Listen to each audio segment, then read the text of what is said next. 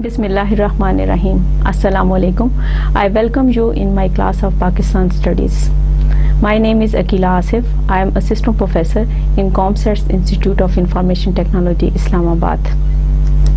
I have done my Masters from Punjab University in History. I have done B.Ed from Allama Iqbal Open University, Islamabad. I have done English Diploma course from NAMAL and many other different courses from different institutions. مطالعہ پاکستان پر بات کرنے سے پہلے میں اپنے students کو یہ بتانا چاہوں گی کہ یہ کورس پڑھانا کیوں ضروری ہے. آپ کے ذہن میں سوال آتا ہوگا کہ آج کل سائنس کا دور ہے, ٹیکنالوجی کا دور ہے, انجینئرنگ کے کورسز جو ہیں آج کل مارکیٹ میں بہت زیادہ عام ہیں اور ہر بچہ, ہر نوجوان جو ہے انجینئرنگ کے کورسز پڑھنا چاہتا ہے یا سائنس اینڈ ٹیکنالوجی کی طرف جانا چاہتا ہے. آخر کیا وجہ ہے کہ انجینئرنگ کے کورسز اور سائنس اینڈ ٹیکنالوجی کے کورسز کے ساتھ ہم آپ کو سوشل سائنسز کے کورسز آفر کرتے ہیں. سب سے پہلی بات تو یہ کہ social sciences promote social sense among students. آپ کہیں گے سوشل سینس کیا ہوتی ہے؟ سوشل سینس کی مثال اس طرح سے ہے جیسے آپ میں سے بہت سے لوگ ایسے ہوں گے جن کو یہ معلوم ہوگا کہ ایک گاڑی کو کیسے چلایا جاتا ہے, یا آپ جب ڈرائیونگ سیکھتے ہیں تو آپ گاڑی جب چلانا سیکھتے ہیں تو اس میں پہلے دن ہی آپ کو بتایا جاتا ہے کہ آپ نے کلچ کے ساتھ, بریک کے ساتھ یا اسٹیئرنگ کے ساتھ کس طرح سے آپ نے کام کرنا ہے, آپ نے گیئر کیسے چینج کرنا ہے, اور اسی کی آپ اگلے چند دن تک پریکٹس کرتے ہیں اور تو آپ کو ڈرائیونگ کا ایک لائسنس, لرننگ لائسنس دے دیا جاتا ہے. لیکن جب آپ یہ ڈرائیونگ کی پریکٹس کر رہے ہوتے ہیں اس وقت آپ کے ساتھ ایک انسٹرکٹر بھی بیٹھا ہوتا ہے جو آپ کو بتاتا ہے کہ کیسے آپ نے بزی روڈ پہ آپ نے کیسے جانا ہے, آپ نے گاڑی کی سپیڈ کو کیسے کنٹرول کرنا ہے.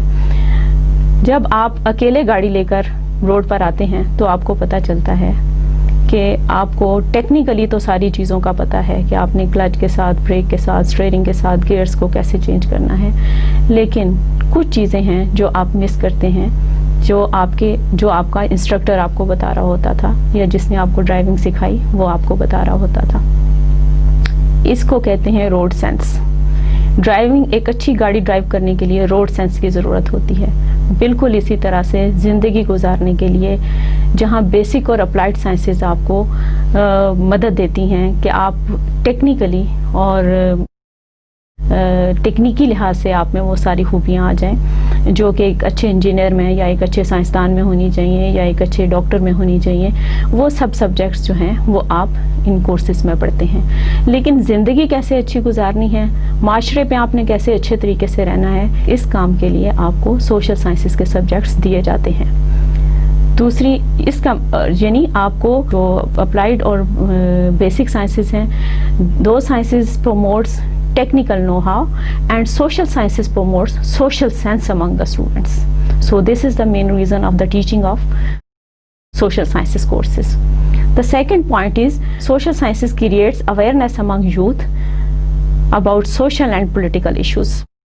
جب ہم معاشرے میں رہتے ہیں تو ہم معاشرے کی جتنے بھی مسائل ہیں ہم ان سے الگ نہیں ہو سکتے, نہ ہی ہم پولیٹیکل ایشوز سے الگ ہو سکتے ہیں.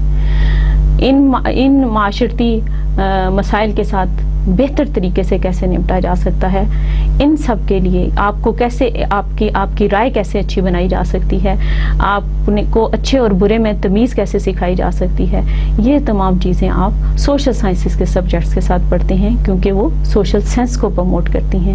اس کی جتنی بھی تھیریز ہیں, اس کی جتنے بھی نکات ہیں اور اس میں جتنے بھی اہم مسائل ڈسکس کیے جاتے ہیں وہ سب کے سب آپ میں ایک اویئرنیس لے کے آتے ہیں, ایک آپ میں آگاہی پیدا کرتے ہیں جو کہ آپ میں سوشل اور پولیٹیکل ایشوز کے بارے میں آپ کی ایک ریئلسٹک اپروچ یا جس کو کہنا چاہیے کہ ایک صحیح درست رائے جو ہے آپ قائم کرنے میں آپ کی مدد کرتے ہیں. تیسری چیز ہے social sciences promotes sense of responsibility and patriotism.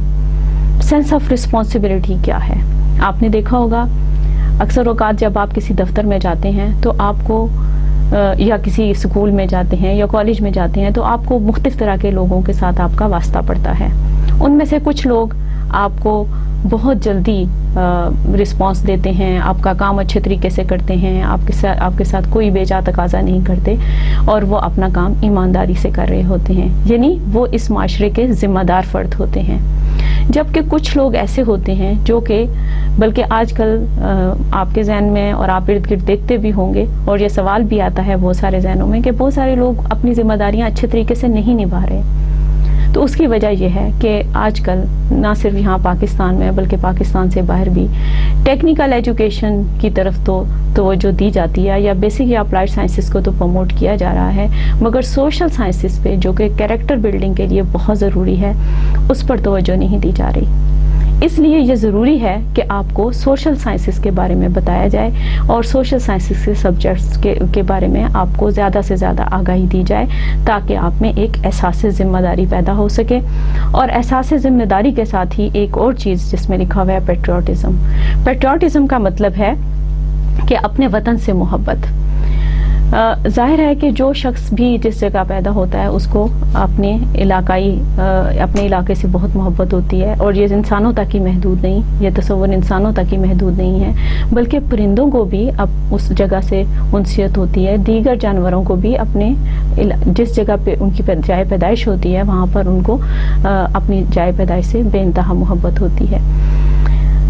بحیثیت انسان ہمیں کیوں نہیں؟ کیونکہ آج کل جس طرح سے media, print and electronic media بہت مقبول ہے، اور ہمارے بچے اور نوجوان اس پر طرح طرح کے پروگرامز دیکھ رہے ہوتے ہیں، اور بسا اوقات ان پر ایسی چیزیں بھی آ رہی ہوتی ہیں جن کے بارے میں، کیونکہ ان کا ذہن ابھی کچے ہیں، ان کا علم ابھی نامکمل ہے، تو وہ اپنی درست رائے بہت ساری چیزوں کے بارے میں قائم نہیں کر پاتے.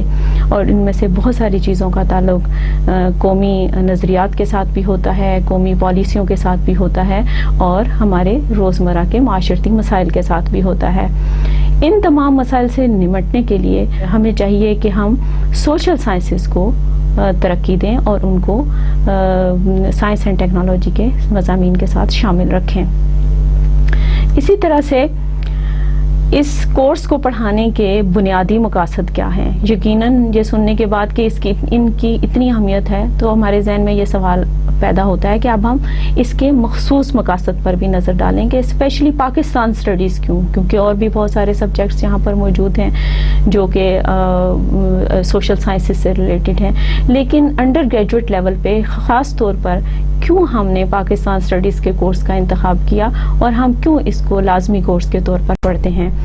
اس کی وجہ یہ ہے کہ پاکستان میں جب اس بات کا فیصلہ کیا گیا کہ پاکستان اسٹڈیز کو ایک compulsory course, under graduate level پہ ایک کمپلسری کورس کی حیثیت سے پڑھایا جائے گا، تو اس کی بنیادی وجہ یہی تھی کہ ہم اس نظریہ کو، اس آئیڈیالوجی کو اور اس کے ساتھ کے تمام لوازمات کو زندہ رکھ سکیں، اور ہم سینہ بسینہ، نسل در نسل ان احساسات کو، ان جذبوں کو منتقل کر پائیں جن کی وجہ سے ہم یہ وطن حاصل کر پائے. So now I'm going to focus on the specific objectives of the teaching of Pakistan Studies course. First of all, to sensitize students about the importance of Pakistan's geographical and strategic position in South Asia.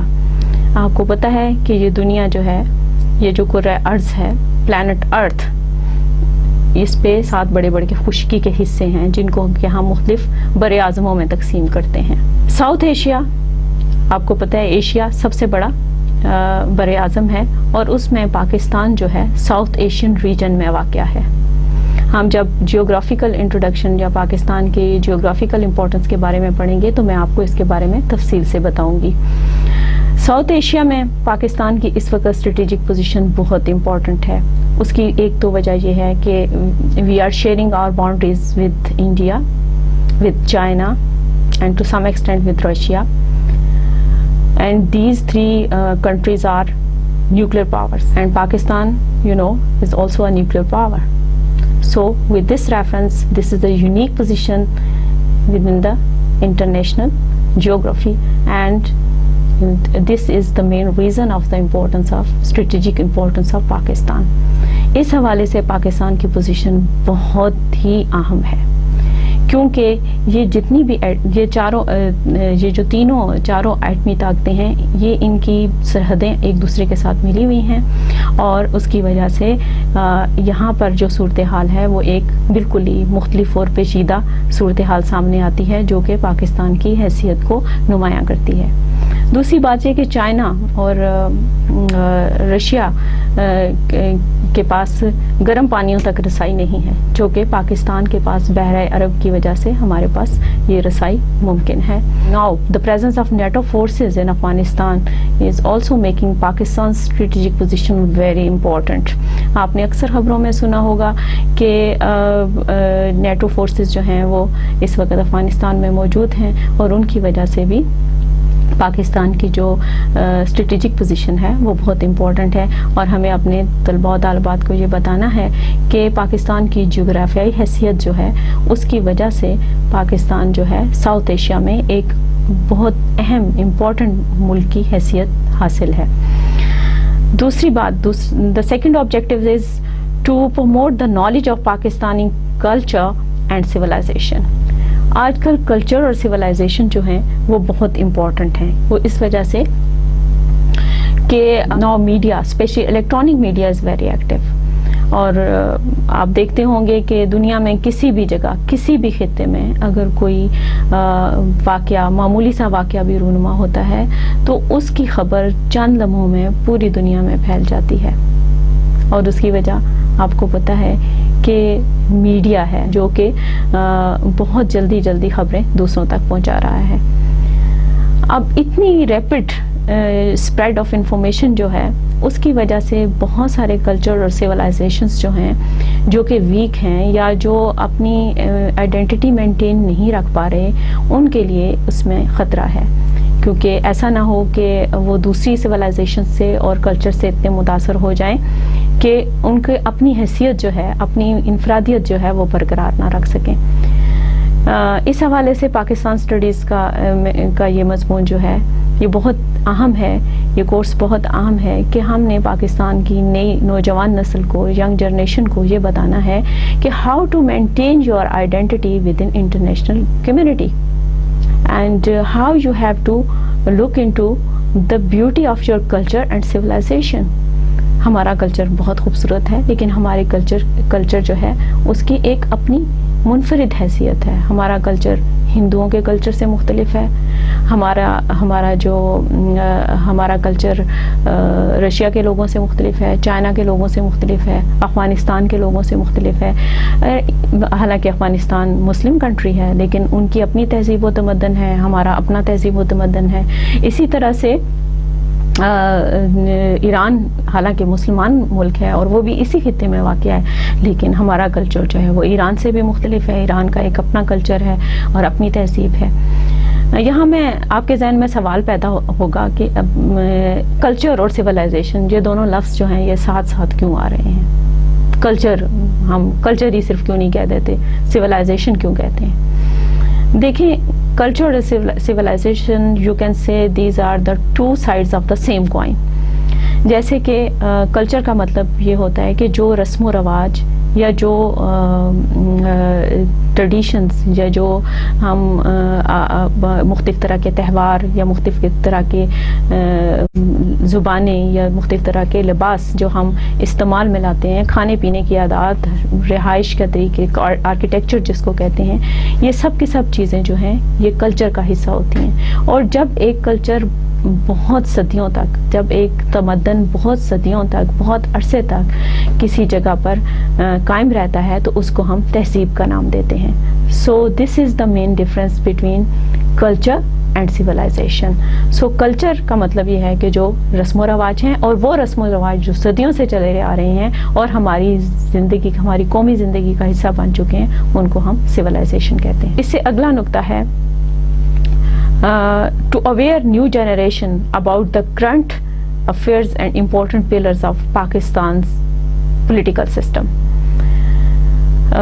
This is also very important because we cannot discuss this point with the reference of mathematics courses, with the reference of engineering courses, or with the reference of management sciences courses. This point is totally entirely different point from all these courses, and we can discuss this only under Pakistan Studies course. Pakistan کا political system, آپ کو پتہ ہے کہ پاکستان میں اس وقت ہم جمہوریت یا ڈیموکریسی کی بات کرتے ہیں، اور ہمارے ہاں اس وقت جمہوریت یا ہمارے پاس ایسا نظام ہے جو کہ ڈیموکریسی کو پروموٹ کرتا ہے یا جمہوریت کو پروموٹ کرتا ہے. لیکن ہم میں سے بہت سارے لوگوں کو یہ نہیں پتا کہ آخر یہ پولیٹیکل سسٹم یا یہ سیاسی نظام جو ہے وہ کام کس طرح سے کرتا ہے. کیونکہ جب آپ ڈگری لے کر اپنے انسٹیٹیوشن سے باہر نکلتے ہیں اور آپ کو مختلف طرح کے دفاتر میں کام کرنے کا اتفاق ہوتا ہے، تو آپ کو پتہ چلتا ہے معمولی سے کام جیسے ڈرائیونگ لائسنس بنانا ہے، جیسے کہ آپ نے کوئی زمین جائیداد کا کوئی کام ہے جو آپ پراپرٹی آپ نے اپنے نام کرانی ہے، یا کوئی بھی چھوٹے سے چھوٹا یا بڑے سے بڑا کام، یا کہیں آپ نے کوئی کمپلین کرنی ہے، تو آپ کو پتہ چلتا ہے کہ آپ کو اس ملک کے سسٹم کے بارے میں اگر پتہ نہیں، پولیٹیکل سسٹم کے بارے میں پتہ نہیں، رواج کے بارے میں پتہ نہیں، تو آپ یہاں آپ کی جو ڈگری ہے وہ آپ کے کام نہیں آ رہی. تو یہ نو ہاؤ پروموٹ کرنے کے لیے، یہ سینس پروموٹ کرنے کے لیے ہم نے پاکستان اسٹڈیز کے کورس کا انتخاب کیا ہے، اور اس پہ اس کو ایک عام مقصد کی حیثیت حاصل ہے. جیسے کہ جو گورنمنٹ آف پاکستان ہے اس وقت اس کے 4 بنیادی ستون ہیں. ایک legislation, second administration, third judiciary and fourth defence. اور بعض لوگ میڈیا کو بھی کبھی کبھی 5ویں پلر کی حیثیت سے شامل کر لیتے ہیں. لیجسلیشن کا مطلب یہ ہے کہ گورنمنٹ جو کہ قانون سازی کرتی ہے، جس میں سینٹ ہے، قومی اسمبلی ہے، اور ہماری پارلیمنٹ ہے جو کہ پارلیمنٹ یعنی ایوان بالا اور ایوان زیری، جو کہ ہمارے لیے قانون سازی کرتے ہیں. اس کا تفصیل سے ذکر میں آپ کو اس کی تفصیلات اور اس کا تفصیل سے ذکر میں اس وقت کروں گی جب میں آپ کو کانسٹیٹیوشنل ڈیولپمنٹ کا لیکچر دوں گی.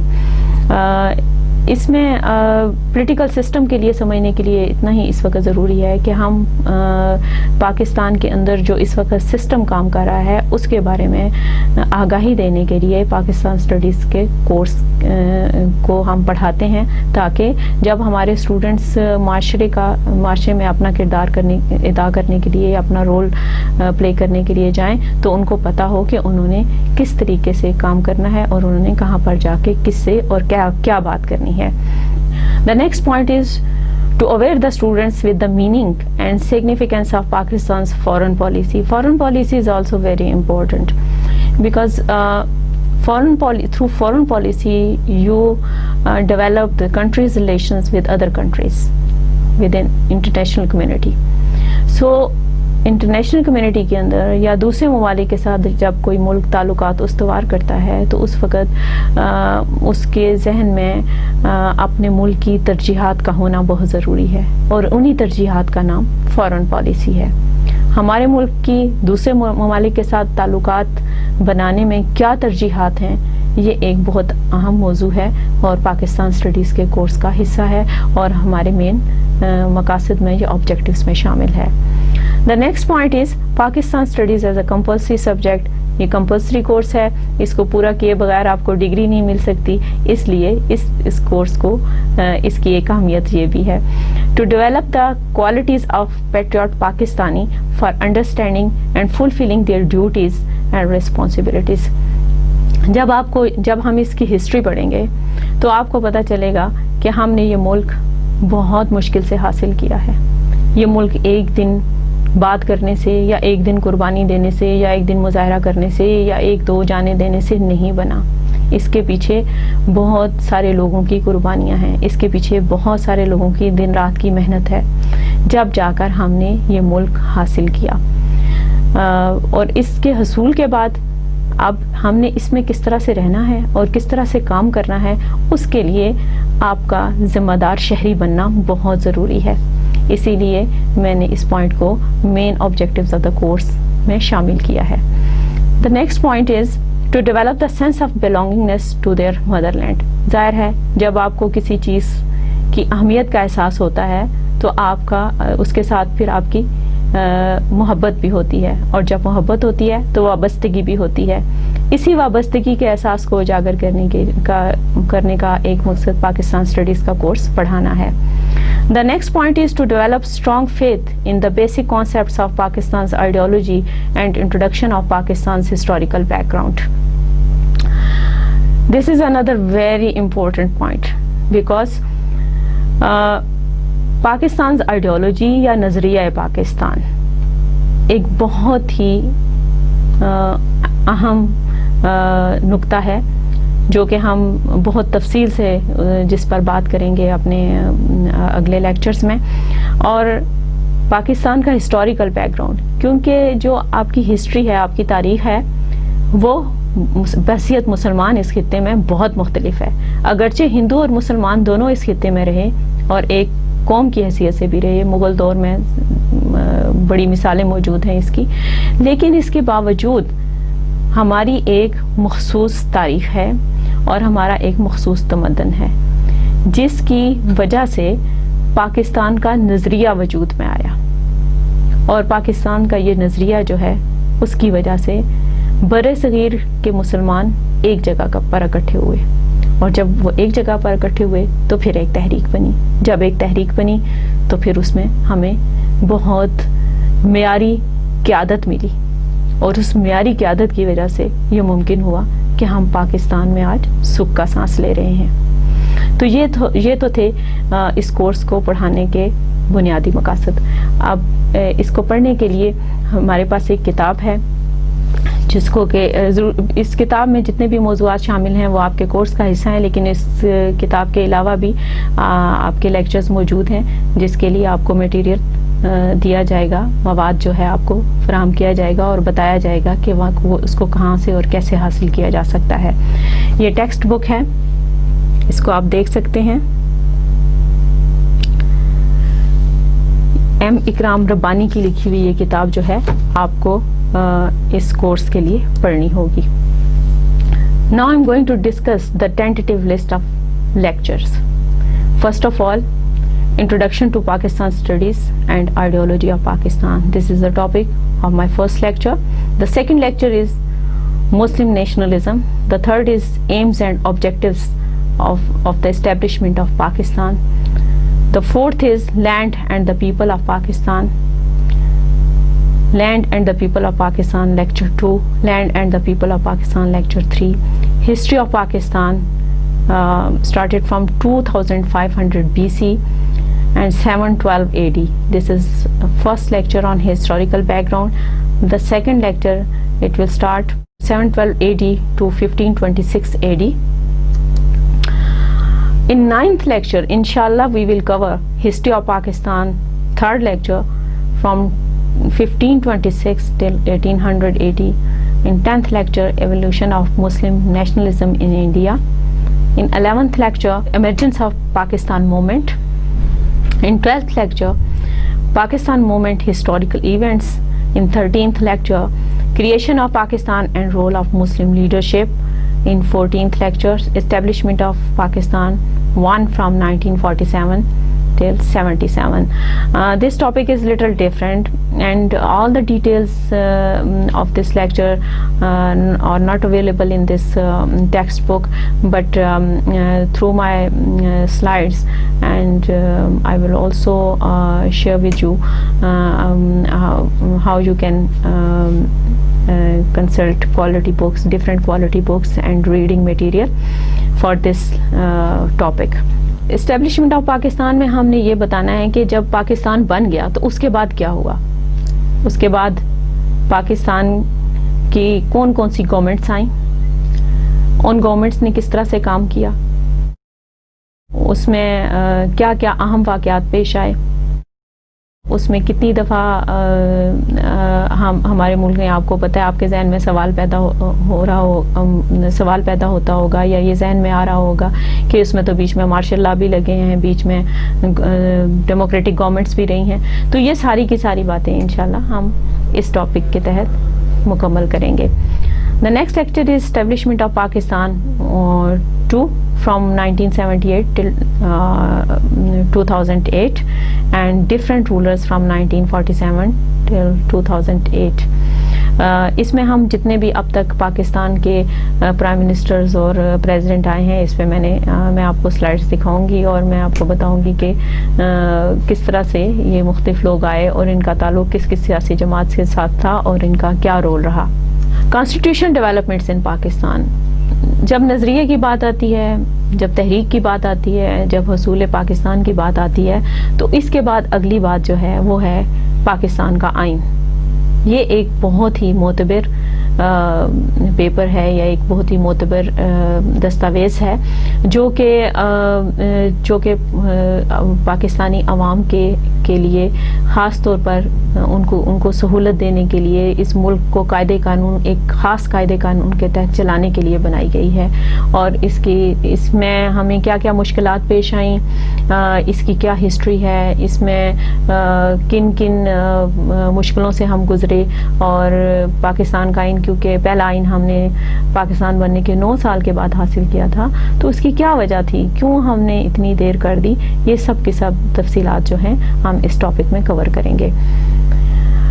Constitution of 1956, that was the first constitution which Pakistan got in 1956, and what were the main features of that constitution we will discuss inshallah under this heading. The next lecture is about Constitution 1962-1973. Both constitutions are important to maintain the sequence of the lecture and to maintain the sequence of this topic. Neighboring countries, this is also important because میں نے آپ کو شروع میں ہی بتایا کہ ہمارے اس خطے میں چائنا جو ہے ایک بڑی طاقت کی حیثیت سے not only an atomic power but it's emerging economic power. So China is a very important country in this region and we are sharing our boundaries with China. It's approximately 575 kilometers long. So China is a very important country for us. Same Iran is the largest Muslim country and we are sharing approximately 909 kilometer long boundary with Iran, and this is also a very important country. The next is India and Afghanistan, and we will discuss one by one all these countries and Pakistan's relation under this heading. The next topic is Pakistan's role in regional and international organizations. Regional and international organizations nowadays very important. اور کیوں اہم ہے، اس کی وجہ یہ ہے کہ region کی سطح پہ یا بین الاقوامی سطح پہ جو بھی تنظیمیں کام کر رہی ہیں، تقریباً دنیا کے سارے ممالک کسی نہ کسی حیثیت سے کسی نہ کسی تنظیم سے ضرور وابستہ ہیں، جس کی وجہ سے ان کی بین الاقوامی برادری میں ایک رائے بنتی ہے اور بہت سارے مسائل کے حل کے لیے وہ رائے ہموار کرنا بہت ضروری ہوتا ہے. مثال کے طور پہ ہمیں پاکستان میں مسئلہ کشمیر جو ہے ہمارے لیے جب سے ہم نے آزادی حاصل کیا یہ مسئلہ ہمارے ساتھ ہے. اب اس مسئلے کے حل کے لیے ہمیں مسلم اور نان مسلم دونوں کنٹریز کی حمایت چاہیے، اور یہ اس حمایت کو حاصل کرنے کے لیے مختلف پلیٹ فارم موجود ہیں، جیسے یونائٹڈ نیشن آرگنائزیشن جو اقوام متحدہ ہے اس کے جو ممبر ممالک ہیں، تقریباً تمام دنیا کے ممالک اس کے ممبر ہیں، اور ہمیں اپنی پالیسیاں اس طرح سے ترتیب دینی ہے کہ ہم اپنے مسائل کے حل کے لیے اس رائے عامہ کو اپنے حق میں ہموار کر سکیں. لیکن یہ سب کرنے سے پہلے ہمیں ان اداروں کے کردار اور ان کے مختلف اس کے ڈھانچے اور اس کی مختلف امپلیمنٹیشنز کو یا اس کے اطلاق کو سمجھنا بہت ضروری ہے. اسی طرح سے OIC organisation of Islamic countries, یہ ایک ایسی تنظیم ہے جو کہ ایک مسلمان ملکوں کے پر مشتمل ہے، اور تقریباً دنیا کے تمام مسلمان ممالک جو ہیں OIC کے ممبر ہیں. اسی طرح سے نان الائن موومنٹ ہے، یہ بھی ایک تھرڈ ورلڈ کنٹریز کی ایک بہت ہی فعال تنظیم ہے. سارک جو ہے ساؤتھ ایشین ریجن کی ایک بہت فعال تنظیم ہے. ECO جو ہے یہ بھی اب اس کی بھی اپنی ایک خطے میں ایک حیثیت ہے اور اس خطے میں بہت سارے ممالک جو ہیں اب اس کا حصہ ہیں, اس کے ممبر ہیں. تو ہمیں ان تنظیموں کے بارے میں جاننا بہت ضروری ہے تاکہ ان کے بارے میں تفصیل سے پڑھ کر ہمیں یہ پتہ ہو کہ آخر ہم ان کو اہمیت کیوں دیتے ہیں. اور یہ سارے کے سارے ٹاپک جو ہیں ہم انشاءاللہ اس لیکچر میں کور کریں گے. Next topic is Pakistan and the Muslim world. Pakistan کی اپنی ایک کیونکہ پاکستان واحد اسلامی ملک ہے جو کہ ایٹمی طاقت بھی ہے. اب اس حوالے سے پاکستان کی اہمیت اسلامی ممالک میں سر فہرست ہے اور ہمیں اس پر فخر بھی ہے اور ہم بہت عاجزی کے ساتھ بھی رہنا چاہتے ہیں تاکہ ہماری طرف سے یہ تاثر ابھرے کہ پاکستان ایٹمی طاقت ہے لیکن وہ اپنے دوست ممالک, اپنے ہم مذہب ممالک کو ساتھ لے کر چلنا چاہتا ہے اور پاکستان کے ان کے ساتھ برادرانہ تعلقات ہیں. اور الحمدللہ پاکستان کے بہت سارے ممالک کے ساتھ پہلے سے ہی بڑے اچھے تعلقات ہیں. ان تعلقات کی نوعیت کیا ہے, ان تعلقات کی تاریخ کیا ہے اور ان تعلقات کو ہم مزید کس طریقے سے بہتر بنا سکتے ہیں, یہ سب ہم پاکستان اسٹڈیز کے اس کورس میں اس ٹاپک کے تحت پڑھیں گے. اس کے بعد اگلا ٹاپک ہے Pakistan and the Muslim world 2. کیونکہ یہ ایک لیکچر میں یہ کور نہیں ہوگا اس لیے میں نے اس کے لیے 2 لیکچرز رکھے ہیں. Pakistan foreign policy 1, Pakistan foreign policy 2. اس میں ہم پاکستان کی, جیسا کہ میں نے آپ کو بتایا کہ اس مضمون کو پڑھانے کا ایک مقصد پاکستان کی فارن پالیسی کو سمجھنا ہے اور فارن پالیسی کو سمجھنے کے لیے میں نے جو ہے 2 لیکچرز رکھے ہیں جس کو کہ ہم تفصیل سے ہم اس بات کا جائزہ لیں گے کہ پاکستان کی فارن پالیسی کیا ہے, اس کے مقاصد کیا ہیں, عالمی طاقتوں کے ساتھ پاکستان کے کیا تعلقات ہیں اور اس وقت وہ کس طرح سے کام کر رہے ہیں اور اس میں ہم مزید بہتری کس طرح سے لا سکتے ہیں یا ہمیں کن باتوں کی طرف توجہ دینے کی ضرورت ہے. اسی طرح سے current issues and problems of Pakistan. آج کل پاکستان کے کیا مسائل ہیں, یہ مجھے بہت ہی امپورٹنٹ ٹاپک لگتا ہے کیونکہ اگر ہم ساری چیزیں پڑھتے رہیں, اگر ہم ماضی کو بھی اچھی طرح سے پڑھ لیں, ہم تاریخ کے بارے میں بھی اچھی طرح سے جان لیں, ہم مختلف پالیسیز کے بارے میں بھی اچھی طرح سے جان لیں, لیکن ہمیں اگر اس بارے میں آگاہی نہیں ہے کہ ہمارے آج کے مسائل کیا ہیں تو یہ معلومات, یہ انفارمیشن تھوڑی ادھوری رہ جاتی ہیں. تو اس میں وہ تمام موضوعات شامل ہوں گے جو اس وقت پاکستان کے مسائل ہیں اور سر فہرست ہیں. تو یہ لیکچر انشاءاللہ انہی موضوعات پر مشتمل ہوگا. Economy of Pakistan. جب تک کوئی ملک آج کل اقتصادی طور پر ترقی یافتہ نہیں ہوتا, اس کا عالمی برادری میں باوقار طریقے سے رہنا بہت مشکل ہے. اس موضوع کے لیے اکانومی آف پاکستان کا میں نے ٹاپک رکھا تاکہ ہمیں یہ پتہ ہو کہ پاکستان کی اکانومی کیا ہے اور کون سی ایسی عناصر ہیں جو کہ اس کا حصہ ہیں. مثال کے طور پر Pakistan economy of Pakistan simply we can divide into 2 main parts.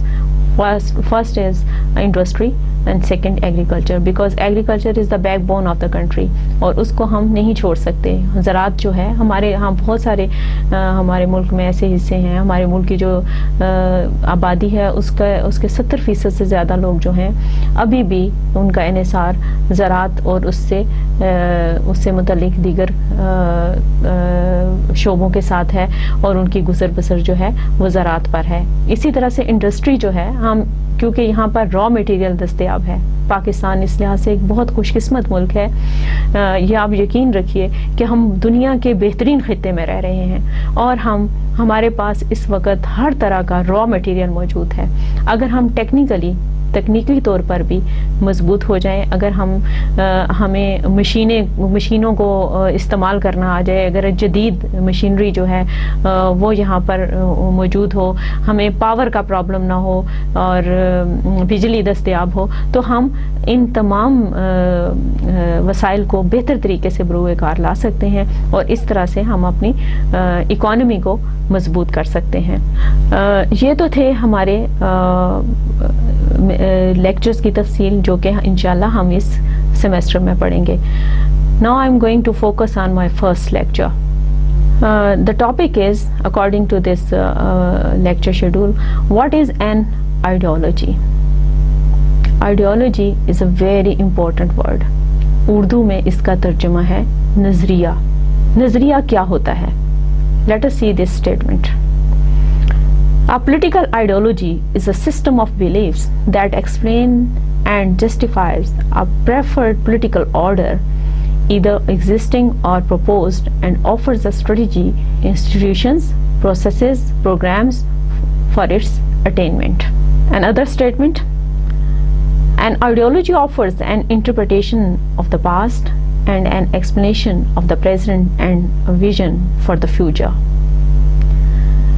یہ دونوں ریفرنسز جو ہیں یہ بہت جو سوشیالوجی کے اور فلسفے کے ماہرین ہیں یہ ان کے لکھے ہوئے ہیں, اور وہ کہتے ہیں کہ جو پولیٹیکل آئیڈیالوجی ہوتی ہے وہ یقین کا یا بلیفز کا ایک مربوط نظام ہے. اس کو کچھ لوگوں نے اس کو سائنس آف آئیڈیاز بھی کہا ہے, اور آپ کو پتا ہے کہ سائنس کا مطلب کیا ہے. سائنس جو ہے ہر وہ مشاہدہ, سائنس کی تعریف جو ہے وہ یہ ہے کہ ہر وہ مشاہدہ جو تجربے کی کسوٹی پہ پرکھا جا سکے اور بار بار ایک جیسے نتائج سامنے آئیں, اس کو ہم سائنس کہتے ہیں. تو جب ہم سائنس آف آئیڈیالوجی کو جب ہم سائنس آف آئیڈیاز کہتے ہیں تو اس کا مطلب یہ ہے کہ ایسی بات, ایسا نظریہ, ایسا یقین جس کو کہ اگر ہم بار بار آزمائیں اور ایک جیسے حالات میں آزمائیں تو یقین جو اس کے نتائج ہیں وہ ہر دفعہ ایک جیسے ہی اخذ ہوں گے. دوسرا یہ کہ دوسری جو اسٹیٹمنٹ ہے وہ اس طرح سے ہے کہ نظریے کا مطلب یہ ہے جس کے جو کہ تفصیل بتائے, جو کہ تشریح کرے ماضی کی, انٹرپریٹیشن آف دا پاسٹ, جو ماضی کی تشریح کرتا ہو, جو وضاحت کرتا ہو, ایکسپلینیشن آف دا پریزنٹ, وضاحت کرتا ہو حال کی, and vision for the future, اور ہمیں مستقبل کے بارے میں ایک آگاہی دیتا ہو. تو یہ تعریف ہے آئیڈیالوجی کی, نظریے کی. ابھی ہم صرف آئیڈیالوجی کی تعریف کر رہے ہیں, ابھی ہم نے آئیڈیالوجی آف پاکستان کی بات نہیں کی, ابھی ہم نے صرف آئیڈیالوجی کی بات کی ہے کہ آپ اس لفظ کو پہلے سمجھیں, کیونکہ اس لفظ کو سمجھنے کے بعد ہی آپ نظریہ پاکستان کو سمجھ پائیں گے. سوال یہ پیدا ہوتا ہے آپ کے ذہن میں, آپ نے کہا کہ جی آئیڈیالوجی پہ تو ہم نے غور کر لیا, ہمیں سمجھ آ گئی جی آئیڈیالوجی کا کیا مطلب ہے. سائنس آف آئیڈیاز ہیں, بہت مختلف طرح کے یقین اور اعتقادات ہیں جن کو کہ مربوط طریقے سے ترتیب دیا جاتا ہے اور پھر اس کے لیے ایک ایسی راہ متعین کی جاتی ہے جو کہ اس کے حصول کے مقاصد کے لیے کارگر ثابت ہو. اب یہ آئیڈیالوجیز بنتی کیسے ہیں, آئیے اس کے لیے ایک اور ہم اسٹیٹمنٹ دیکھتے ہیں. An ideology emerges when people feel strongly that they are being mistreated under an existing order, when their status is threatened by fundamental changes occurring in the society, and when the prevailing ideology no longer satisfies them.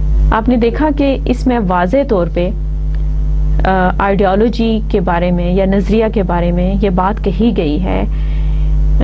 Social ideology کی بات ہو رہی ہے, اب یہاں پر political ideology کی, social ideology کی بات ہو رہی ہے کہ پیپل فیل اسٹرانگلی, جب لوگوں میں اس کا بڑی شدت کے ساتھ احساس پایا جائے کہ دے آر بینگ مسٹریٹڈ, کہ ان کے ساتھ اچھا سلوک نہیں کیا جا رہا, اینڈ ایگزسٹنگ آرڈر, اس حکومت میں یا اس ایگزسٹنگ آرڈر میں, یا جس کو کہنا چاہیے کہ اس وقت کی حاکمیت میں, when their status is threatened by fundamental changes, جب ان کی ذات اور جب ان کا کاروبار اور جب ان کی جان و مال اس سب کو ایک خطرہ لاحق ہو کہ ان بنیادی تبدیلیوں کی وجہ سے، سوسائٹی میں ہونے والی ان بنیادی تبدیلیوں کی وجہ سے اگر کسی فرد یا بہت سارے افراد کو جان و مال کا یا جان و مال اور حیثیت تبدیل ہونے کا خطرہ ہو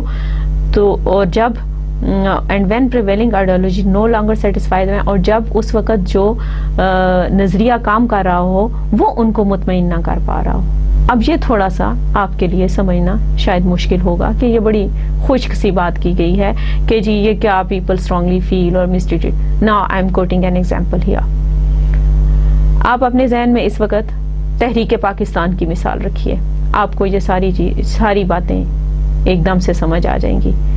جیسے کہ people feel strongly that they are being mistreated، یعنی لوگ جب یہ شدت کے ساتھ محسوس کریں کہ ان کے ساتھ اچھا سلوک نہیں کیا جا رہا. ان لوگوں کے بارے میں سوچیں جب 1857 میں بہادر شاہ ظفر کو رنگون میں قید کر دیا گیا اور مسلمانوں کے خلاف قتل عام شروع ہو گیا اور مسلمانوں کو ہر جگہ پہ مارا جانے لگا. آپ سوچئے کہ اس وقت کیسا عدم تحفظ کا احساس ہوگا لوگوں میں.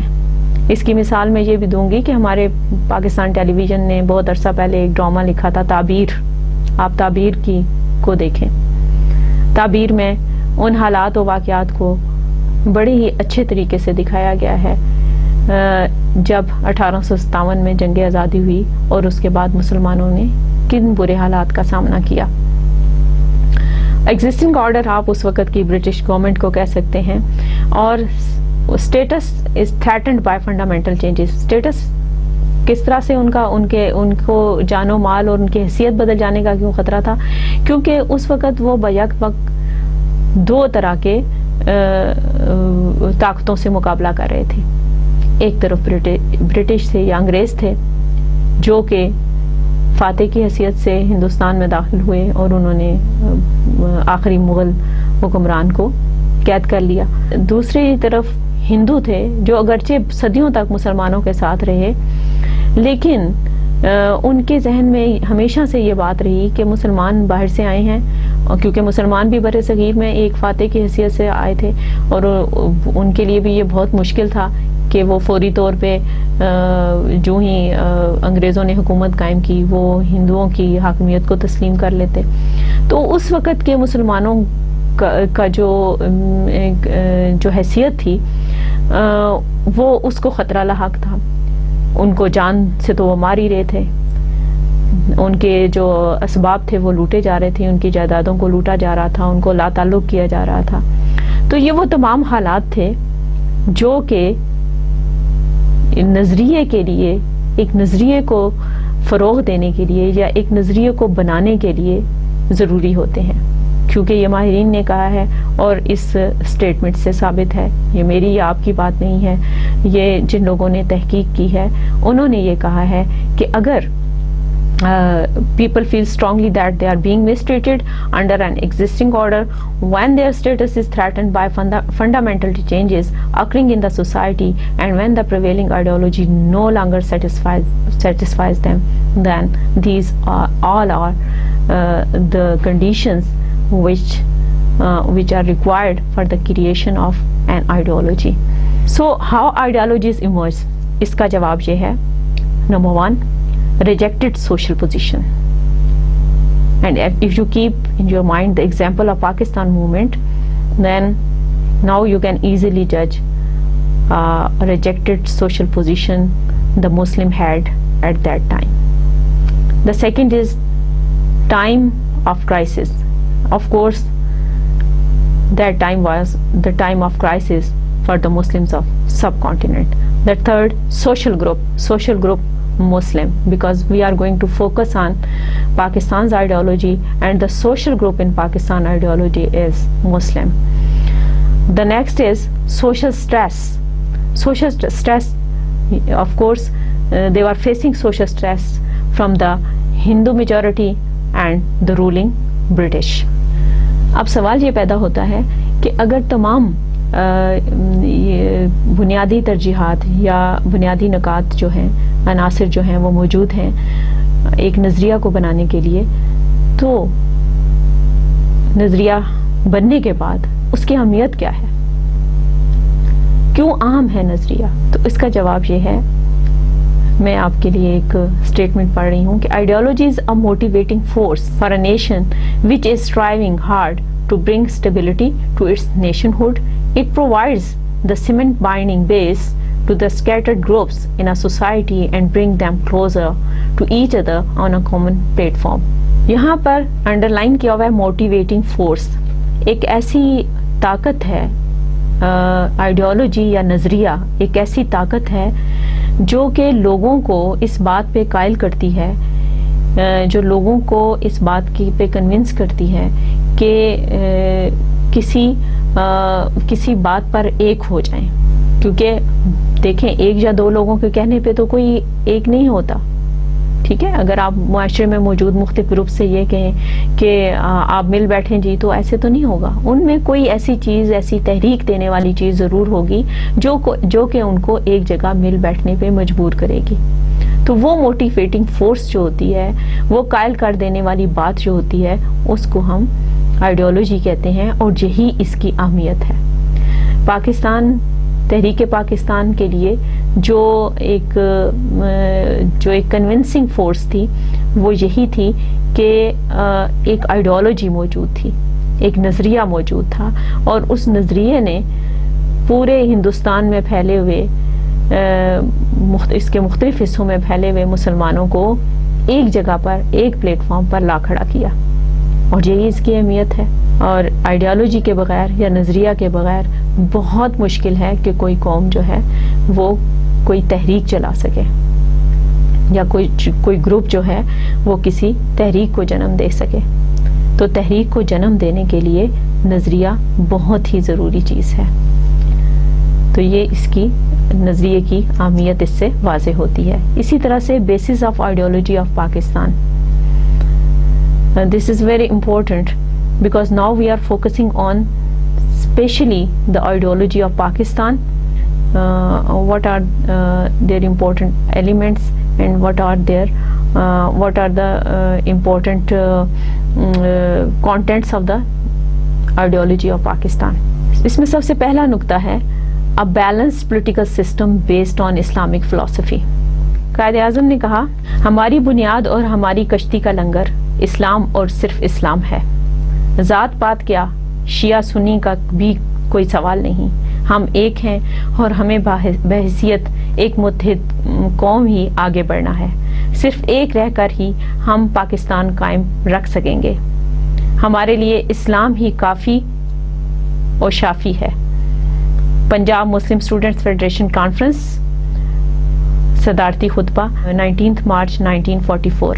19 مارچ 1944 کو قائد اعظم نے مسلم اسٹوڈنٹ فیڈریشن سے لاہور میں خطاب کیا، اور اس میں انہوں نے یہ بات واضح کر دی کہ ہمارا جو پولیٹیکل سسٹم ہے وہ اسلام کے اوپر بیس ہوگا، اور اسلام کے اوپر بیس ہونے کے لیے صرف یہ نہیں کہ جو اسلامک ریچولز ہیں ہم ان کو اپنائیں گے، جو عبادات ہیں اسلام کی یا جو ہماری روایات ہیں اسلام کی، خالی وہی نہیں بلکہ اسلام کو ہم نے ایز اے سسٹم لینا ہے.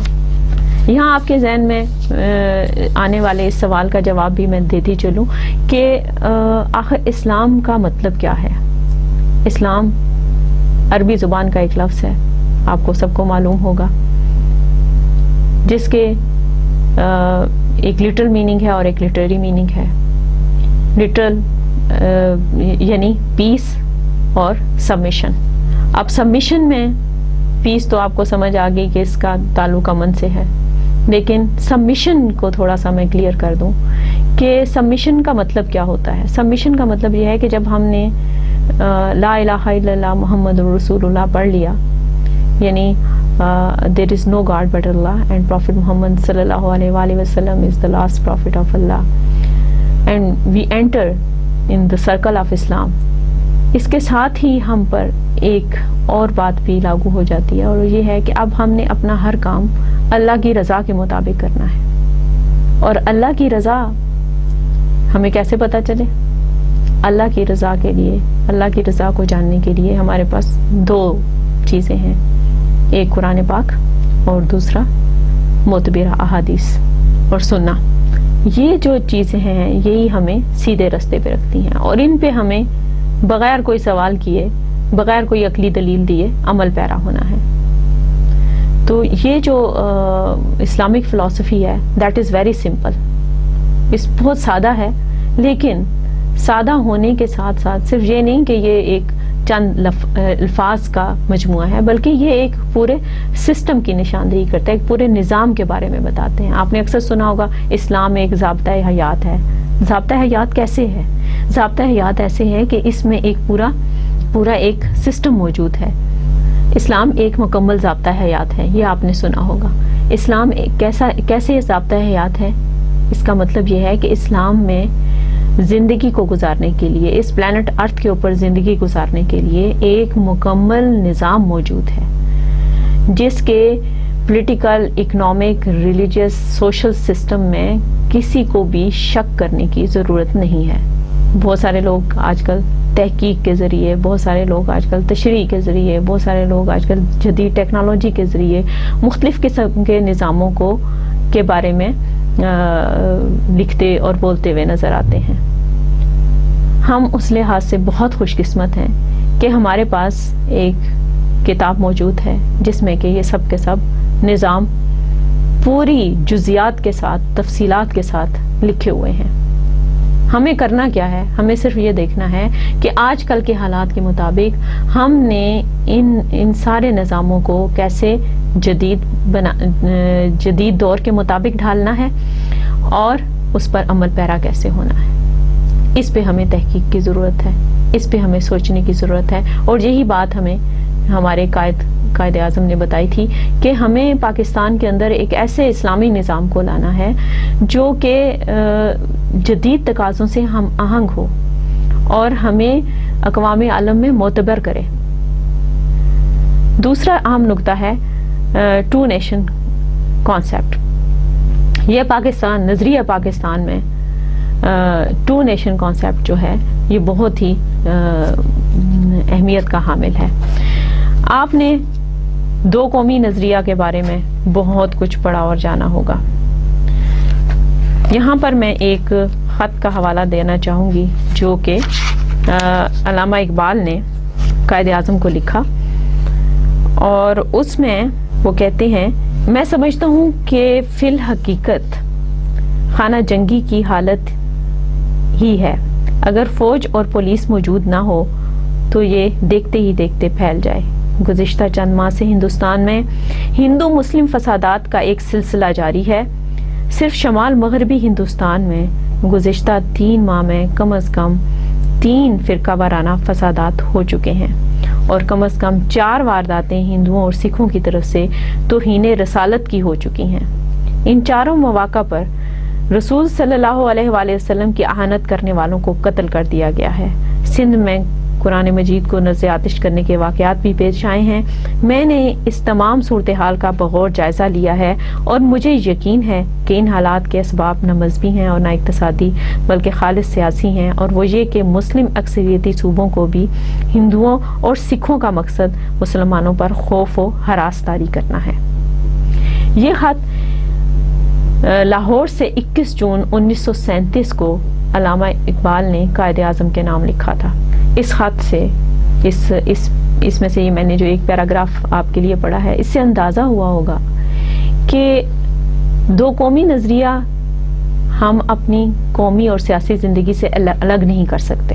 ہندوستان میں 2 قومیں آباد تھیں اور ان کے بارے میں ان میں اختلافات بھی موجود تھے. آپ آج بھی یہ خبروں میں سنتے ہوں گے، ابھی بھی ہندوستان میں مسلمان جو ہیں ایک اقلیت کی حیثیت سے، ایک ایسی اقلیت کی حیثیت سے رہ رہے ہیں جو کہ بہت زیادہ تعداد میں ہیں. جتنے مسلمان پاکستان میں ہیں تقریباً ہی اتنے مسلمان ہندوستان میں رہ رہے ہیں. مگر آپ کی حیثیت میں اور ہندوستانی مسلمانوں کی حیثیت میں بہت سا فرق ہے. جس طرح سے آپ آزادی کے ساتھ یہاں پر زندگی بسر کر رہے ہیں، وہ لوگ زندگی بسر نہیں کر رہے.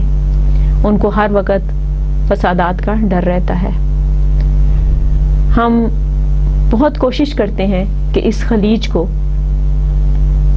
پاٹ سکیں، لیکن کچھ تاریخی حقائق ایسے ہوتے ہیں کہ آپ کی عقل جو ہے یا جو آپ کی عقلی دلائل جو ہیں وہ دھرے کے دھرے رہ جاتے ہیں. تو ایسی ہی صورتحال جو ہے وہ دو قومی نظریہ کے ساتھ بھی ہے. دو قومی نظریہ ہمارے قائدین نے بہت سوچ سمجھ کے ترتیب دیا، اور یہی دو قومی نظریہ پاکستان کی نظریہ پاکستان کی بنیاد بنا، اور آج بھی ہم اس دو قومی نظریے کے ساتھ وابستگی کا اظہار کرتے ہیں. ہو سکتا ہے آپ کے ذہن میں سوال پیدا ہو رہا ہو، سوال اٹھ رہا ہو کہ دو قومی نظریہ تو اس وقت موجود تھا، اب اس کی کیا ضرورت ہے؟ عزیز طلبہ و طالبات، دو قومی نظریہ نہ صرف اس وقت موجود تھا بلکہ یہ آج بھی کام کرتا ہے. اس کی وجہ یہ ہے کہ ہم نے اپنی آئیڈینٹی، انفرادیت جو ہے اس کو بحال برقرار رکھنا ہے. ہماری ایک الگ تہذیب ہے، ہمارا ایک الگ تمدن ہے، ہمارا رہن سہن، ہمارا لباس، ہماری خوراک، ہماری عمارتیں، سب کا سب، ہماری زبان، یہ سب کے سب چیزیں ایسی ہیں جو کہ ہمیں ہندوؤں سے الگ اور منفرد کرتی ہیں. اگرچہ ہم ایک ہی خطے میں رہ رہے ہیں مگر ہم میں بہت زیادہ فرق ہیں، اور یہی فرق جو ہے دو قومی نظریہ کی بنیاد ہے. The next point is historical background. جیسے کہ میں نے پہلے بتایا کہ ہم اگرچہ ہندو اور مسلمان ایک خطے میں رہ رہے تھے، لیکن ہندوؤں کی تاریخ مختلف ہے اور مسلمانوں کی تاریخ مختلف ہے. ہندو مت کا آغاز یہاں سے ہوا اور مسلمان عرب سے آئے، مگر یہاں پر بہت عرصہ انہوں نے حکومت کی اور بہت انصاف کے ساتھ حکومت کی. اس کی کئی مثالیں آج بھی مختلف حوالوں سے مختلف جگہوں پہ دی جا سکتی ہیں.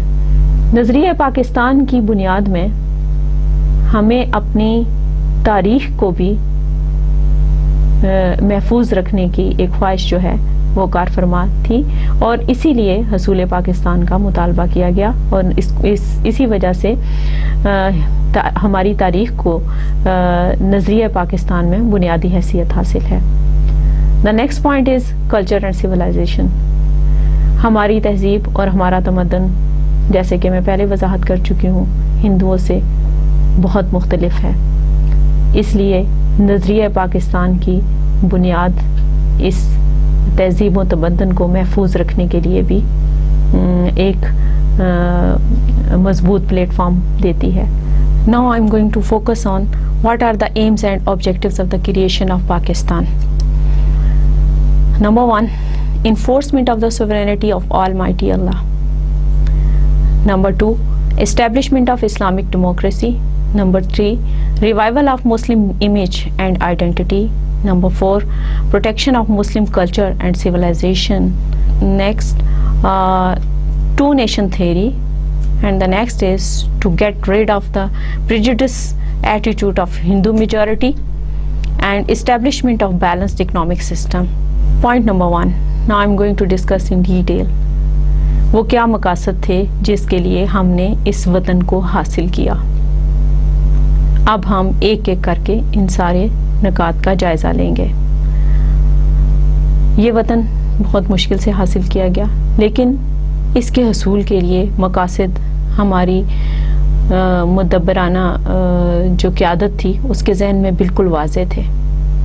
سب سے پہلا مقصد enforcement of the sovereignty of Allah Almighty, یعنی اللہ تعالیٰ کی حاکمیت کو قائم رکھنا. یہ پہلا مقصد تھا اس وطن کو حاصل کرنے کا. اس کے لیے میں نے ریفرنس لکھا ہے. قائد اعظم نے کہا تھا We did not demand Pakistan to acquire a piece of land, but we wanted a homeland we could introduce Islamic principle. اس کے لیے میں قائد اعظم کی اس تقریر کا حوالہ دوں گی کہ پاکستان کا مطلب فقط ایک آزاد وطن کا حصول ہی نہیں، بلکہ اس کے اندر اسلام کے مثالی آفاقی تصورات کی روشنی میں ایک مثالی اسلامی معاشرے کے قیام بھی موجود ہے. قائد اعظم نے یہ تقریر سرحد مسلم اسٹوڈنٹس فیڈریشن پشاور کے ایک جلسہ عام میں کی اور اس کی تاریخ یہاں درج ہے 18 جون 1945۔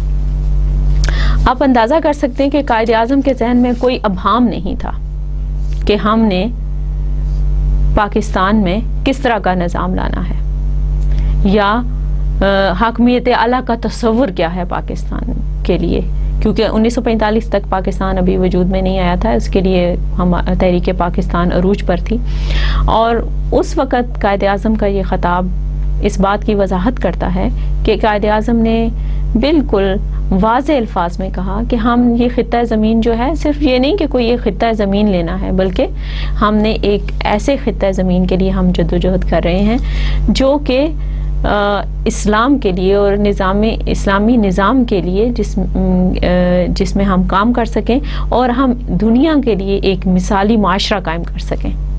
اب یہ دیکھیں کتنا عرفہ مقصد ہے۔ اگر آج کل کے حالات کے تناظر میں اگر ہم قائد اعظم کی اس سوچ کا تجزیہ کریں تو ہمیں احساس ہوگا کہ ہم سے بہت سارے معاملات میں کوتاہی ہو رہی ہے۔ قائد اعظم جو کہ تحریک پاکستان کے روح رواں تھے اور جنہوں نے حصول پاکستان کے لیے دن رات ایک کر دیا، اپنی صحت تک کی پرواہ نہ کی، ان کے ذہن میں جو پاکستان کے حصول کا پہلا مقصد تھا وہ پاکستان میں اللہ تعالیٰ کی حاکمیت کا قیام تھا، یعنی تمام سپریم جو اختیار ہے، جو اعلیٰ اختیار ہے، وہ اللہ کی ذات کے ساتھ وابستہ ہے، اور اس زمین پر جو انسان ہے وہ اس کے لیے اللہ تعالیٰ کے لیے ایک نائب کی حیثیت سے کام کر رہے ہیں۔ یہ ہے حاکمیت اعلیٰ کا تصور۔ The second point is establishment of the Islamic democracy۔ Islamic democracy اس کے لیے ایک اور حوالہ ہے۔ It is my firm belief that our salvation lies in following the golden rules of conduct as given by our great lawgiver, the Prophet of Islam. Let us lay the foundation of our democratic system on Islamic ideals and principles. The Almighty has taught us that our decisions in the state affairs shall be guided by mutual consultation. یہاں پر بہت ساری چیزیں ان چند لائنوں میں سمو دی گئی ہیں۔ اس خطاب کو جو کہ 14 فروری 1948 کو سبی میں قائد اعظم نے یہ خطاب کیا، اس خطاب میں انہوں نے وضاحت کے ساتھ بتایا کہ ہمارے جو لا گیور ہیں، قانون بنانے والے ہیں، جو سب سے بڑے قانون دان ہیں، وہ حضرت محمد صلی اللہ علیہ وآلہ وسلم ہیں، اور شاید اسی لیے قائد اعظم نے خود بھی وکالت اس انسٹیٹیوشن سے پڑھی جس میں دنیا کے سب سے بڑے قانون دان کی حیثیت سے حضرت محمد صلی اللہ علیہ وآلہ وسلم سر فہرست تھا۔ یہ اس بات کا اظہار ہے کہ قائد اعظم کو اس بات کی بڑی وضاحت کے ساتھ اور بڑی ان کا مطالعہ اسلام کے بارے میں بہت گہرا تھا، اور ان کے ذہن میں محمد صلی اللہ علیہ وآلہ وسلم کی ذات ایک قانون دان کی حیثیت سے بڑی وضاحت کے ساتھ انہوں نے تفصیل کے ساتھ انہوں نے ان کی شخصیت کا مطالعہ کیا تھا، اور ان سے ان کے تعلیمات کی روشنی میں انہوں نے یہ اسٹیٹمنٹ دی۔ اسی طرح سے let us lay the foundation of our democratic system, اس میں انہوں نے کہا کہ آؤ ہم ایک ایسی جمہوری نظام کی بنیاد رکھیں جو کہ اسلامی اصولوں پر اور ضابطوں پر مشتمل ہو، اور جس میں میوچل کنسلٹیشن کا مطلب ہے جس میں آپ کی باہمی مشاورت ہو۔ باہمی مشاورت ہی آپ کہیں گے جی آج کل کی جمہوریت بھی تو باہمی مشاورت ہی ہے، آپ کے قومی اسمبلی میں اور سینٹ میں اداروں نمائندوں کا اجلاس ہوتا ہے، ووٹ ڈلتے ہیں اور اس کے بعد باہمی مشاورت کے ساتھ فیصلے سامنے آتے ہیں۔ عزیز طلباء و طالبات، اسلامک ڈیموکریٹک سسٹم اور ویسٹرن ڈیموکریٹک سسٹم میں بنیادی فرق ہے۔ جو مغربی نظام جمہوریت ہے اس میں لوگوں کی نمبر کو یا میجورٹی آف دا پیپل کو دیکھا جاتا ہے، لوگوں کی اکثریت کو دیکھا جاتا ہے، جبکہ اسلام جو ہے صاحب الرائے لوگوں کی رائے کو دیکھتا ہے، صاحب الرائے آپ کہیں گے کہ صاحب الرائے کون ہوتا ہے، اب صاحب الرائے کا تعین کیسے ہو؟ تو ہر وہ شخص ہر گھر میں، ہر گلی میں، ہر محلے میں، ہر برادری میں ایک ایسا فرد ضرور ہوتا ہے، مثال کے طور پہ کہ جب آپ کوئی خاندان کے اہم معاملات طے کرنے لگتے ہیں، جیسے کوئی آپ نے کوئی کاروبار نیا شروع کرنا ہے، تو آپ کہتے ہیں کہ جی فلاں انکل سے یا فلاں آنٹی سے یا فلاں چچا سے یا پھوپھو سے یا خالہ سے یا کسی بزرگ سے بات کر لی جائے۔ اسی طرح سے ہر معاشرے میں لوگوں کو پتہ ہوتا ہے کہ گلی محلے میں ایسے لوگ موجود ہوتے ہیں جن سے مختلف چھوٹی چھوٹی چیزوں کے لیے مشاورت لی جاتی ہے۔ یہ لوگ معاشرے میں صاحب الرائے لوگ کہلاتے ہیں۔ ان کی اہمیت جو ہے کسی بھی معاشرے میں بہت زیادہ ہے۔ انہی لوگوں کی اہمیت کو واضح کرنے کے لیے اسلام نے کنسلٹیشن، میوچل کنسلٹیشن کی ایک سوچ دی۔ یہاں میں اسلامک ہسٹری میں سے ایک مثال کوٹ کروں گی کہ جو خلافت راشدہ تھی اس میں کونسل آف دی ایلڈرز یا مجلس شورا موجود تھی، اور مجلس شورا نے یہ طے کیا کہ کس کو خلیفہ بننا ہے۔ پروکلیمڈ رولرز نہیں تھے۔ یہی فرق ہے بنو امیہ میں اور خلافت راشدہ میں، اور اسی لیے ان کو خلافت راشدہ رائٹلی گائیڈڈ کیلفس کہا جاتا ہے، اور ان کو ان کی جو ہے وہ کنگ شپ کی طرف، اس پہ پھر کبھی بات ہوگی، اس پہ اس بات کی وضاحت ہے کہ جو اسلام کا جمہوریت کا تصور ہے اس پہ، جیسے علامہ اقبال نے بھی کہا ہے، بندوں کو گنا نہیں جاتا تولا جاتا ہے۔ ان کو یہ دیکھا جاتا ہے کہ ان کی معاشرے میں ساکھ کیسی ہے، ان کی کریڈیبلٹی کیسی ہے، ان کی شہرت کیسی ہے، اور اسی شہرت اور ساکھ کی وجہ سے ان کی اسی معاشرتی حیثیت کی وجہ سے ان کو عزت و تکریم دی جاتی ہے اور ان کی رائے کو اہمیت دی جاتی ہے۔ رائے کی اس اہمیت کو اسلام نے ایک قانون کی، ایک قاعدے کی شکل دے دی ہے، جو کہ اسلامک ڈیموکریسی کی بیس ہے، اور اس طرح کی ہی اسلامک ڈیموکریسی کے لیے پاکستان کا حصول کیا گیا، اور پاکستان کو حاصل کرنے کے لیے، پاکستان کو بنانے میں اس کے جو مین مقاصد ہیں اس میں سے یہ ایک اہم اصول ہے۔ The next point is revival of Muslim image and identity۔ جیسے کہ پہلے میں نے آپ کو بتایا کہ Hindu domination in social, economic, education and government service, جب 1857 کی جنگ آزادی ہوئی تو مسلمانوں پر سرکاری ملازمتوں کے دروازے بند کر دیے گئے۔ انگریزوں نے کہا جی سرکاری ملازمت میں مسلمانوں کو نہیں لیا جائے گا، مسلمانوں کے لیے لو گریڈ جابز جو ہیں وہ صرف ڈکلیئر کی گئی۔ یہ ایک بہت بڑی زیادتی تھی، اور اس میں جو سب سے زیادہ متاثر ہونے والا طبقہ تھا وہ مسلمانوں کا طبقہ تھا۔ اب جب کسی بھی معاشرے میں جب آپ اقتصادی لحاظ سے کمزور ہوتے ہیں یا پولیٹیکلی آپ کو پیچھے رکھا جاتا ہے تو آپ کی معاشرے میں سے ختم ہو جاتی ہے، آپ کا معاشرے میں سے ہولڈ ختم ہو جاتا ہے، اور اگر آپ کی معاشرے میں سے نہیں ہے، ہولڈ نہیں ہے، تو آپ اپنی آئیڈینٹی بھی مینٹین نہیں رکھ سکتے۔ آپ کو دوسروں کے کہنے کے مطابق کھانا بھی پڑتا ہے، ان کا لباس بھی پہننا پڑتا ہے، ان کے رسم و رواج بھی اپنانے پڑتے ہیں، اور ان کے طور طریقوں پہ بھی چلنا پڑتا ہے۔ اس کی مثال میں اسی طرح سے دوں گی، جیسے آپ نے دیکھا ہوگا کہ اگر کوئی کسی پر ڈیپینڈنٹ ہے تو اس کو فائنینشلی یا پولیٹیکلی یا مورلی سپورٹ کر رہا ہے، اس کی بات ماننی پڑتی ہے۔ تو اسی طرح کی صورتحال مسلمانوں کو اس وقت درپیش تھی، اور اس میں ڈر یہ تھا کہ کہیں مسلمان اپنی اصل حیثیت نہ کھو دیں، کہیں ایسے نہ ہو کہ مسلمان جو ہے اپنی اسلامک آئیڈینٹی کو، اپنے اسلامک کلچر کو نہ بھول جائیں، اور اسی مقصد کو سامنے رکھتے ہوئے حصول پاکستان کے لیے جدوجہد کی گئی۔ دوسرا اس میں اہم نقطہ یہ ہے کہ United India was not the permanent solution of these problems. یہ مسئلہ حل ہوتا ہوا نظر نہیں آتا تھا۔ اگر یونائٹڈ انڈیا کے بارے میں بات کی جاتی یا ایک مسلمانوں کو یہ کہا جاتا کہ کوئی بات نہیں آپ کو ہم پورا حق دیں گے یا ایک لوز فیڈریشن کے طور پہ سامنے رکھیں گے، تو اس کے بارے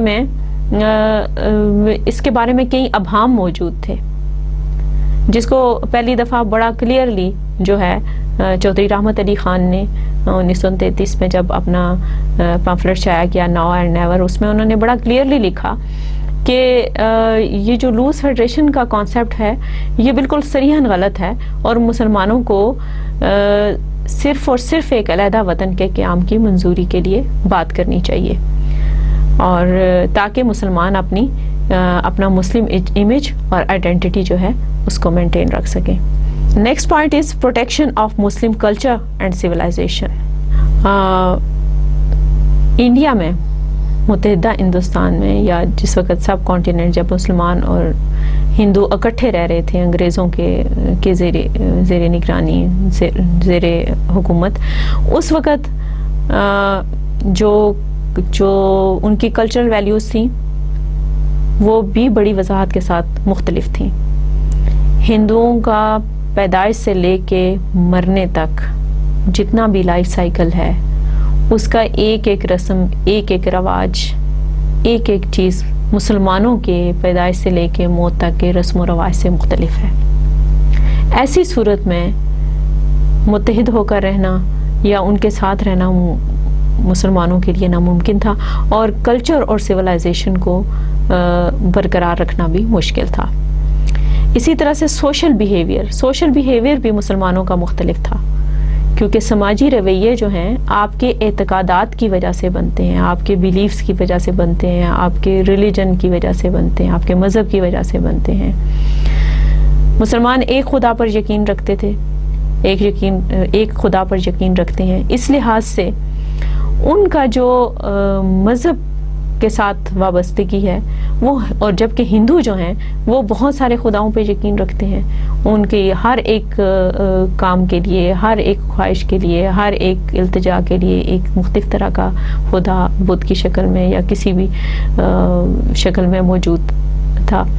اب اس طرح کے جو سوشل بیلیف، جو ان کے ریلیجیس بیلیفز ہیں، ان کی وجہ سے ان کے سوشل بیہیویئر جو ہے وہ بھی مختلف ہو جاتا تھا، اور اس سوشل بیہیویئر کے اختلاف کی وجہ سے دونوں قوموں کا اکٹھا رہنا بہت مشکل تھا۔ مسلمان اگر جو ہیں وہ مل بیٹھ کے کھانا کھانا چاہتے ہیں یا مل بیٹھ کے رہنا چاہتے ہیں، تو ہندو کہتے ہیں نہیں، ہم تو کھانا نہیں کھا سکتے کسی غیر مذہب والے بندے کے ساتھ، ہمارے تو یہ حد تک ہو جاتی ہے اور ہمارا تو مذہب یہ غلط ہو جاتا ہے، وہ تو بامی میل جول کو پسند نہیں کرتے تھے۔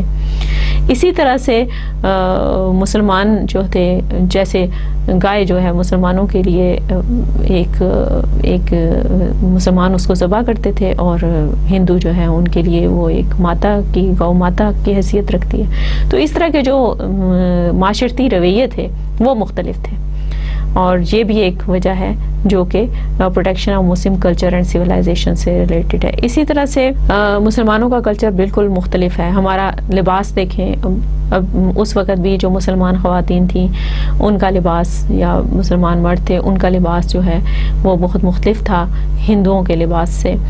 ان کے جو رہن سہن کے طریقے تھے، گھر یہاں تک کہ آرکیٹیکچر ڈیفرنٹ تھا۔ آپ کو ابھی بھی آپ اپنے شہروں میں اگر پرانے محلوں میں جائیں جہاں جو ہندوؤں کے وقت سے موجود ہیں، ان کا آرکیٹیکچر ابھی بھی آپ اگر دیکھیں تو وہ مختلف ہے۔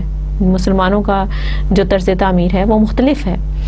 اسی طرح سے جو ہم صدیوں سے جن رواجوں کو اپنے ساتھ لے کے چلتے آ رہے ہیں، ہندوؤں نے ان کو نہ اپنایا، نہ ہم نے ہندوؤں کے رواجوں کو اپنایا، کیونکہ ان کی اپنی ایک آئیڈینٹی تھی اور ہماری اپنی ایک آئیڈینٹی ہے۔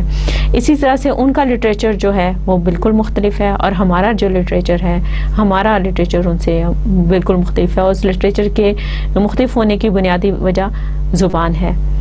مسلمان اردو کے حق میں تھے، اب اردو اور ہندی سننے اور بولنے میں تقریباً ایک جیسی ہیں، مگر ان کی جو لکھنے کا طریقہ ہے, جو اسکرپٹ ہے, وہ ڈفرینٹ ہے. ہم جو ہے نستعلیق اسکرپٹ کو کے تحت لکھتے ہیں, اور جو کہ پرشین ایک رسم الخط ہے, جبکہ ہندوؤں کا جو رسم الخط ہے وہ دیوناگری ہے.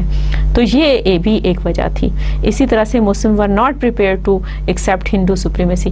اب مسلمان جب ہندوستان میں آئے تو وہ ایک فاتح کی حیثیت سے یہاں داخل ہوئے, اور جب انگریز یہاں آئے اور انہوں نے اقتدار مسلمانوں سے چھینا, تو یہ ایک بڑی کشمکش والی اور بڑی ہی پیچیدہ صورتحال تھی کہ ایک طرف تو حکمران انگریز تھے اور دوسری طرف مخالف ہندو اکثریت تھی. لیکن جب کہ مسلمان ہر طرح سے پس رہے تھے, مورلی, سوشلی, اکنامکلی, ریلیجسلی, ہر طرف سے ان پہ ایک بڑا سخت دباؤ تھا, ایک پریشر تھا, تو ان حالات میں بھی مسلمان کسی صورت میں بھی ہندوؤں کی حاکمیت یا ان کی برتری تسلیم کرنے کو تیار نہیں تھے. اور یہ ایک ایسی خطرناک کشمکش والی صورتحال تھی جس میں کہ خون خرابے کا اور نقص امن کا اندیشہ ہر وقت موجود تھا, ہر لمحہ موجود تھا, جس کی وجہ سے جو مسلمانوں کی دانشمند قیادت تھی, انہوں نے حصول پاکستان کے لیے کوشش کی اور حصول پاکستان کے لیے راہ ہموار کی. اسی طرح سے ٹو نیشن تھیری ایک دن میں نہیں بنی. عزیز طلباء و طالبات, ٹو نیشن تھیری کے لیے ایک بہت ہی ہمیں تاریخ میں کئی صدیوں پیچھے جانا پڑے گا. میں اس وقت کی بات کر رہی ہوں جب البیرونی نے اس خطے کا دورہ کیا, تو اس نے اپنی کتاب میں لکھا کہ یہاں پر 2 طرح کی قومیں رہتی ہیں جو ایک دوسرے سے بالکل مختلف ہیں, جن کا رہن سہن, بود و باش, بات چیت, طرز عمل ہر لحاظ سے ایک دوسرے سے مختلف ہیں, اور لیکن یہ رہتی ایک جگہ پر ہیں. اسی طرح سے شاہ ولی اللہ نے بھی ٹو نیشن تھیری کے بارے میں واضح الفاظ میں نہیں, لیکن ان کی بہت ساری تحریروں میں یہ حوالے ملتے ہیں کہ ہمارا مذہب, ہمارا جو عقیدہ ہے, ہمارا مذہب ہے, ہمارا طرز زندگی ہے, وہ ہندوؤں کے مذہب, عقیدے اور طرز زندگی سے بالکل مختلف ہے. اسی طرح سے سید احمد شہید بریلوی نے ایک بہت لمبی تحریک چلائی. آپ کو پتہ ہے کہ یہاں پہ سکھوں کا بھی بہت عرصے تک پنجاب میں پاکستان کے موجودہ علاقوں میں حکومت رہی ہے ان کی, جس کی وجہ سے یہاں پر رہنے والے مسلمانوں نے بہت صحبتیں برداشت کی, اور سید احمد شہید بریلوی نے بھی اس 2 قومی نظریہ کے بارے میں اپنے خیالات کا, ان کے خیالات کا, ان کے حالات زندگی کا جائزہ لیں تو ہمیں اس کی کئی مثالیں ملتی ہیں. اسی طرح سے حاجی شریعت اللہ نے بھی گاہے بگاہے اس 2 قومی نظریہ کے بارے میں اپنے جو ان کے تحفظات تھے اس کا اظہار کیا. سر سید نے بالکل واضح طور پہ 1857 کی جنگ آزادی کے بعد جب اردو ہندو کنٹروورسی شروع ہوئی تو انہوں نے بالکل واضح کہا کہ نہیں جی, ہندوستان میں 2 قومیں ہیں, ایک ہندو اور ایک مسلمان. اس طرح سے ٹو نیشن تھیری جو ہے وہ ایک دن میں نہیں بنی, بلکہ صدیوں کا عمل اس کے پیچھے ہے. جو البیرونی سے شروع, جو میرے پاس حوالے دستیاب حوالوں کے مطابق جو البیرونی سے شروع ہوتا ہے, اور جو سر سید احمد خان پہ یہاں پر اس کا ایک فیز جو ہے, ایک حصہ جو ہے وہ ختم ہو رہا ہے. The next point is to get rid of the Hindu majority. Hindus were very prejudiced against Muslims. So Muslims came to India as conqueror, as I already discussed. Muslims were dominated in all spheres of social life during their rule, and Muslims domination arose Hindu jealousy. اور یہ جو ہندو jealousy تھی یہ ایک بہت بڑا مسئلہ تھا اس وقت کے مسلمانوں کے لیے, کیونکہ مخالفت برائے مخالفت کی ایک رواج تھا, اور ایک ایسی فضا بنا دی گئی تھی جس میں کہ اس وقت ہندوستان میں, انڈیا میں رہنے والا کوئی بھی مسلمان گھرانہ, کوئی بھی مسلمان فرد جو تھا وہ اپنے آپ کو محفوظ نہیں سمجھتا تھا. اور یہی وجہ ہے کہ یہ ایک وجہ بنی حصول پاکستان کے لیے. Establishment of the balanced economic system. This is also very important because jitne bhi in trade and commerce, all the prime area related to economy were dominated by the Hindu majority at that time. اور ظاہر ہے مسلمان اس وقت نہ صرف سیاسی لحاظ سے بلکہ اقتصادی لحاظ سے بھی بہت پیچھے چلے گئے، اور یہی وجہ ہے کہ یہ جو مسلمانوں کے حصول پاکستان کی ایک وجہ یہ بھی تھی کہ مسلمان ایک ایسا معاشی نظام قائم کرنا چاہ رہے تھے جس میں کہ وہ سکھ کا سانس لے سکیں. After war of 1857 the British government had banned Muslim entry into government service. Same all high level civil and military positions were reserved for the Hindus, and Muslims were considered eligible only for low ranking jobs, and Muslims were behind in the field. ہاں اس کی صرف یہ وجہ نہیں تھی کہ ہندو بہت متعصب تھے یا مسلمان جو انگریزوں نے خاص طور پہ ہندوؤں کو نوازا تھا، بلکہ اس کی ایک وجہ یہ بھی تھی کہ مسلمانوں نے بھی اس میں تھوڑی سی کوتاہی دکھائی کہ ایجوکیشن اور خاص طور پہ جو جدید تعلیم تھی اس کی طرف وہ راغب نہیں تھے. یہ سر سید احمد خان کی کوششوں سے ممکن ہوا. اس کو ہم انشاءاللہ اگلے لیکچرز میں اس کے بارے میں تفصیل سے پڑھیں گے. لیکن اس وقت جو صورتحال تھی وہ یہ تھی کہ مسلمان کیونکہ تعلیم میں بھی پیچھے رہ گئے تھے، اور ایک شاید انگریز جو حکمران تھے اور ہندو جو کہ ان کے حلیف تھے یا ان کے ساتھ تھے، انہوں نے تو انگریزی زبان بھی سیکھی اور جدید علوم میں بھی وہ آگے گئے، اور انہوں نے انگریزوں کو ہر طرح سے خوش آمدید کہا، ان کے ساتھ تعاون کیا. اس کے برعکس مسلمانوں کا رویہ جدید علوم کے بارے میں کافی عرصے تک بہت منفی رہا، اور یہ بھی ایک وجہ ہے کہ پھر مسلمان اقتصادی لحاظ سے بھی پیچھے ہوتے چلے گئے. Muslims of sub continent demand for Pakistan stable economic system for every individual. اب مسلمان یہ چاہتے تھے کہ ان کے پاس ایک وطن ہو، ایک ایسی جگہ ہو جہاں پہ وہ اپنی مرضی کے مطابق ایک ایسا معاشی نظام قائم کریں، ایسا اکنامک سسٹم قائم کریں جس میں کہ ہر ایک فرد کو عزت کے ساتھ رہنا نصیب ہو، کیونکہ وہ اس تکلیف سے گزر چکے تھے جو کہ عروج کے بعد زوال کا جو فیز تھا وہ دیکھ چکے تھے. اور اب وہ یہ چاہتے تھے کہ پاکستان ایک ایسا ملک ہو جس میں کہ ایک ایسے معاشی نظام کو مضبوط کیا جائے جو کہ مسلمانوں کے لیے یا بحیثیت فرد جو ہے ان کو بحیثیت فرد جو ہے ہر ایک انسان جو ہے اس معاشرے میں عزت کے ساتھ زندگی گزار سکے. میں آج کا لیکچر اسی پہ ختم کرتی ہوں، اور اس سے پہلے ہم آج کے لیکچر کو دہرا لیتے ہیں کہ ہم نے کن کن نکات پر بات کی. تعارف کے بعد میں نے آپ کو یہ بتایا کہ سوشل سائنسز جو ہیں وہ کیا اہمیت رکھتی ہیں، ان کی کس اہمیت کی وجہ سے ہم نے پاکستان اسٹڈیز کا کورس جو ہے بیسک اور اپلائڈ سائنسز کے کورسز کے ساتھ شامل کیا ہے. اس کے بعد آپ کو بتایا کہ پاکستان اسٹڈیز کے کورس کو پڑھانے کے مین آبجیکٹیوز کیا ہیں. ہم نے ٹینٹیٹیو لیکچر شیڈول بھی ڈسکس کیا. اس کے بعد ہم نے اپنا پہلا ٹاپک آئیڈیالوجی پہ بات کی. What is the meaning of ideology, how ideologies emerge, what is the importance of ideology, and what are the bases of ideology of Pakistan. اس کے بعد ہم نے aims and objectives of the creation of Pakistan تفصیل کے ساتھ ایک ایک کر کے زیر بحث لائے. تو یہ ہے آج کے لیکچر کا خلاصہ. شکریہ.